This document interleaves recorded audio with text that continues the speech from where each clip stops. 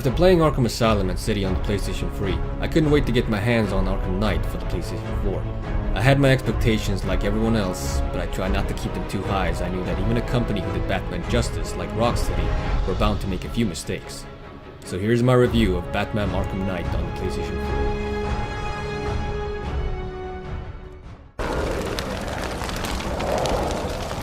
4. Sure. The story takes place a few months after the events of Arkham City.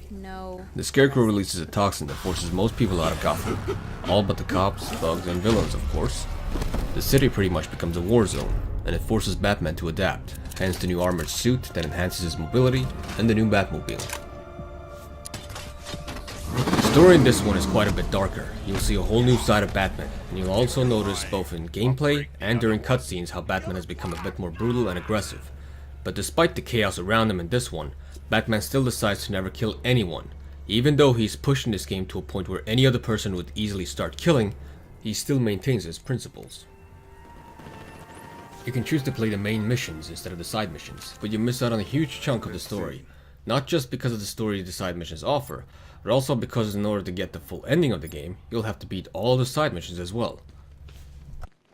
Which includes finding all the riddles. Unfortunately, finding all of the riddles in the game once again feels a bit tedious and silly, as they are scattered about in so many places, which makes you wonder how in the hell the Riddler had time to build all of these elaborate puzzles around the city, both indoors and outdoors, and underground, as well as many other locations throughout Gotham City. What most people complain about is the identity of the Arkham Knight being disappointing, that you could see it from a mile away. Whether or not it'll disappoint you mostly depends on if you're a Batman fan, and happen to either read the comic Batman Under the Red Hood or seen the animated movie with the same name. But a lot of questions were left unanswered once revealed, and even the fight with the Arkham Knight didn't end in such a climactic way.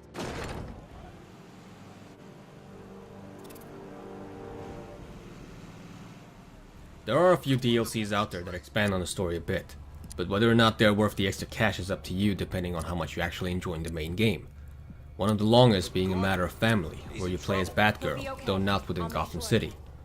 And the Season of Infamy, which adds expansion to the most wanted side missions that have you play as Batman, to take on some of the other villains that were not in the main game.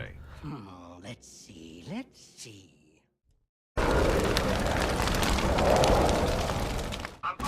If you played any of the previous Arkham games, then you should feel right at home. However, as you might expect, Batman has a few new abilities and new gadgets, allowing for even more variety and strategic approach, with the biggest addition to this game being the Batmobile. Now I know that a lot of people complain about it being overused. However, without the Batmobile, people would have still most likely complained that there was a lack of one. Though at some parts of the game you'll use the Batmobile as an extended arsenal of Batman's weapons and gadgets, the only threat you'll face with it are unmanned tanks, as regular firearms can't even scratch the Batmobile's armor. And you'd think that with the $3 billion army that they brought to Gotham, they would man at least some of the tanks, as it would have complicated things for Batman because of his non-killing principle. While Arkham City was a small section of Gotham turned into a prison that went out of control, this is an invasion of nearly entire Gotham City. The cops, you know, the guys who would usually shoot you if you went around with weapons killing people, they admit how helpless the situation would be without Batman, and yet Batman doesn't kill anyone. Now, a lot of people have debated and argued about the importance of his non-killing principle, but when it comes down to it, it is as stupid as it is unrealistic, especially given the inconsistency of some of his actions throughout the game. And yet, everyone knows that Batman doesn't kill anyone, so why wouldn't you exploit his non-killing principle and turn it against him? No one seems to do that. And after when you find out the identity of Arkham Knight, you'll be even more surprised at how this guy who knew Batman didn't exploit his greatest weakness. It's funny how people said it's more of a tank than a car, when it's obviously both. And why the hell not? Batman has always been able to adapt to the situation at hand, and in this game having a tank seemed essential. I'm surprised that it didn't also use the Batwing for the combat. That would have at least made the tank battles less tedious. The actual issue here wasn't the Batmobile itself, however, but rather what it was mostly used for and against. The Riddler puzzles being one of them.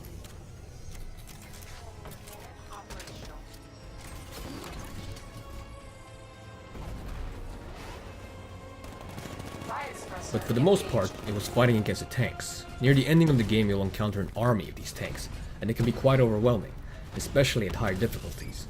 And ironically, the variety of different tanks that will come at you at once is what can sometimes make it quite frustrating, as you'll focus on shooting down incoming lockdown missiles from some tanks while dodging cannons from others, all at the same time as you try to take them out.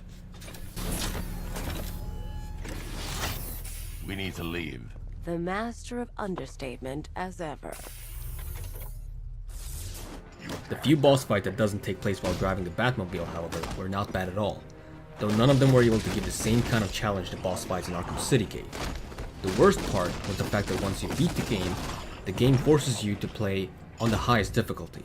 You will get to start with all of your gadgets, points, and all the riddles you solved, but you'll no longer be able to see any prompts that appear on the enemies' heads. While not a huge issue, it can be quite frustrating when you're surrounded by several dozen soldiers later on in the game, and if you were to do some of the challenges in the game that involves fighting multiple enemies without getting hit a single time.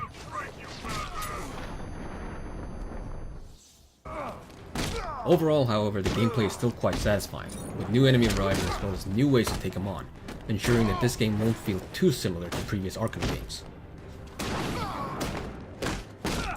The best part about the Arkham series is that you don't have to be a fan of Batman to actually enjoy the games.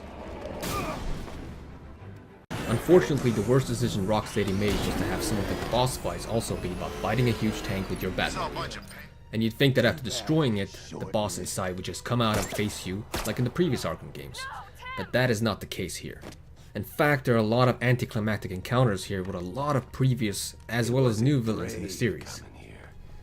It was stupid. There are a few things that makes it hard to suspend your disbelief when playing this game, such as why the enemies don't die if you hit them at high speed with your Batmobile. He's here! You see what that thing does to cars? I ain't staying to find out! Unconscious? Really? Or some of the ways Batman takes down his enemies in these supposed non-lethal ways.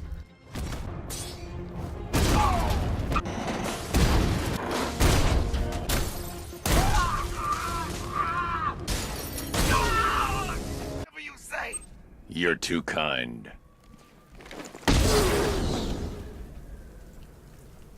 What the fuck?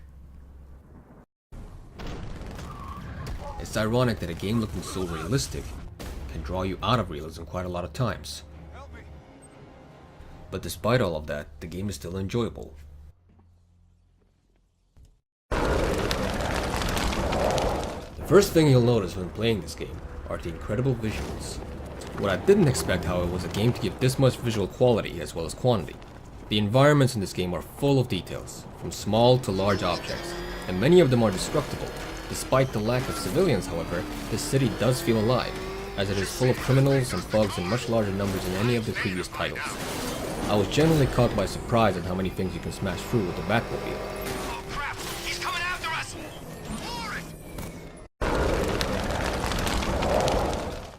The sound effects in this game are loud, powerful, and realistic.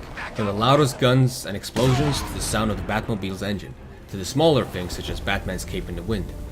As always, the cinematic music adds to the epic gameplay and tension. Alfred. Oh, thank God. When the explosion... I thought you might be...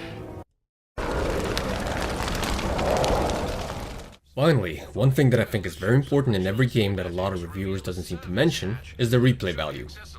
The game may not be as enjoyable a second time for newcomers to the series or those who aren't hardcore fans, especially when it locks itself onto the highest difficulty. This is something the Arkham series have done before. It wasn't a smart decision to do it again.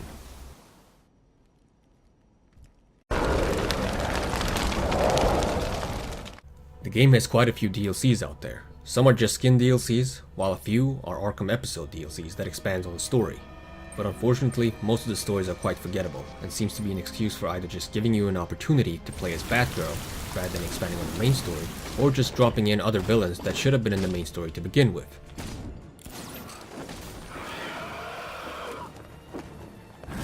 Overall, Arkham Knight is a pretty good game. While previous Arkham games offer things that this one doesn't, Arkham Knight offers a lot of new things that the previous Arkham games would have never been able to deliver due to the hardware limitations on the previous generation consoles. This game feels more realistic thanks to both the visuals and details and the sheer size of Gotham City. Despite the lack of satisfying boss battles, I felt that this game made one feel a little more like Batman than the previous games, and the story could have had a better conclusion, but despite of that, it's still one of the best action-adventure games out there, and whether or not you're a Batman fan, it's still worth trying it out. Let's talk about Riddler. I'll tell you everything! Thank you. Wrong answer. I've changed my mind.